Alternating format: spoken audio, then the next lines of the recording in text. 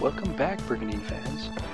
You're watching D27 Trigger here, and I'm showing you a gameplay of Driss attacking Prince Lance at Orkney. So here it's a fairly easy battle. Prince Lance doesn't really have much left.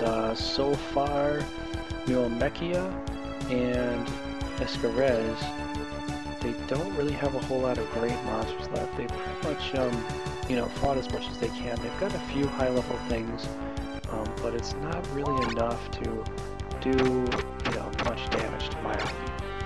And now what I'm going to do here is, I had a few other gameplays put together. Somehow the videos got corrupted or lost, and I just kind of want to go through, tell you sort of what happened so far. I think one of them was pretty good. This one,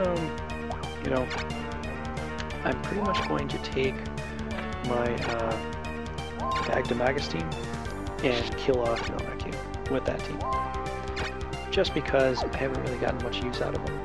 And they're one of my assault crews, and I like to usually have my assault crews go and attack. And I think I leveled Gallo all the way in this game, in this footage here.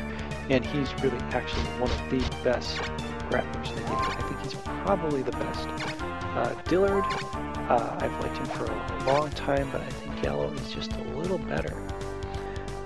But anyway, so far I'm attacking from Yorsa to Orkney, and that's going to lock off that territory where I can hold the Orkney and against Cadbury and Dilworth. And at the same time, I'm taking my Garul team, my army from Garul that just took out Norgard, and I'm going to have them attack Himmelford. So that's going to close off New Almekia's territory pretty well, and it's going to close off the Empire's territory fairly well. So I'm going to have an army on Juice, an army on Orkney, and an army on Toro that are going to hold off the Emperor, and my army on Camelford and my army on Sequest are going to hold off New Almekia another time. And at this point in time, I can take my better guys, or whatever guys I want to, and start doing whatever I want. I could attack the Emperor first, or I could attack New Almekia first. I'm probably going to attack New Almekia and finish them off, even though attacking the Emperor will give me that cutscene with Bull and Oil. The cutscene's nice and all, but I've already seen it before, and I don't get to fight Bull and Oil with it, with or without it either way. So I'm just going to take out the Prince first to show you sort of an easier way to go about doing this, because once I do that, I'll have 2 extra free armies to start going in and attacking the Emperor. And trust me when I say this, when you go into the Emperor's territory of Logres, Dilworth, Cadbury, Lydney, Fado, that sort of thing, you need a lot of armies to cover those places and defend them well. So the more I have, the merrier. And especially if I have an army attacking a certain castle, and then I have a defensive army sitting in the back, waiting to get attacked, because that typically is what happens to you. You send out an army to attack, and they attack you where you attacked from, and you have a good chance of losing that position. This is one of the better ways to do it, because then you still have a defensive squad holding off Lydney, Orkney, and Toro, because you've taken out everything else. And you still have an attacking team and a defensive team, so it's good for all that. So here, I did level up Brigandine all the way. I did find an item after this gameplay that did up his magic points so that I could use Curse. And I believe it's, I can't remember the name, but whatever sword that gives him a white ability to it, that's the sword that I gave him. And it's awesome because now he can attack with white and black at the same time. So, that pretty much makes him sort of indestructible like Ira, because Ira, she attacks with white and black because she has a black spear. And so she can attack, her own kind, white, needles and whatnot, and do massive damage to him because she has a black elemental attack. Back to Magus does pretty well. I just would have liked him to have Curse too, because I don't know, that's kind of the best thing for the Avenger. And they really only get to do it one time. But yeah, it's kind of nice to have. I'd say Back to Magus is probably the worst Avenger because he can't get Curse. I'd compare him with Melgant. There are a few Avengers that are better. I think maybe Luentel is the best Avenger around. Probably better than Helrado, although I've never really gotten Helrado before. I don't know if you even can. But yeah, here, watch this gameplay. You're going to see Lance just come right out here and attack my High Centaur. I just named him D27 because it's really fun. But yeah, he's not going to do too much damage, and then he's going to get... Yeah, he's if he doesn't move out of that space, he's going to get shit canned pretty well.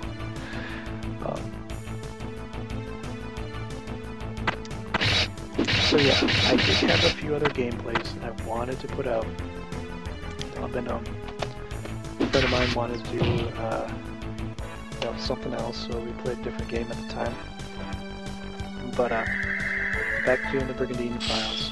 I'm going to show you the rest of the strategy as far as how to play through the game. I did break them down into some, you know, easier sessions. So I'm going to try to put them all on a playlist so that you know, it's easy to follow through. And I'm going to put all the basic you know, battles on a playlist.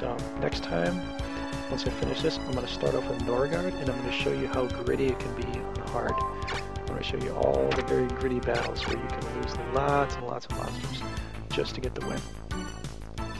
And some people may think that you know, it's a very bad strategy to lose monsters to win. It's very good to retreat. And that is very good and well in a lot of cases, but there are certain castles and certain strategies, and especially since it's just a video game, I'm just going to focus on getting the win. If it was a real-life scenario, it'd be in your best interest to, you know, not have any casualties at all.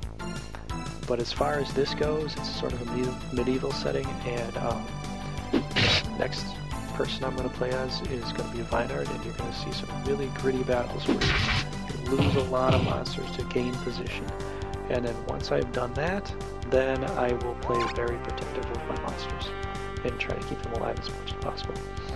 But yeah, for Trist, you're probably going to see me lose a few monsters here and there, and it's just going to be like, whatever, you know, not a huge deal.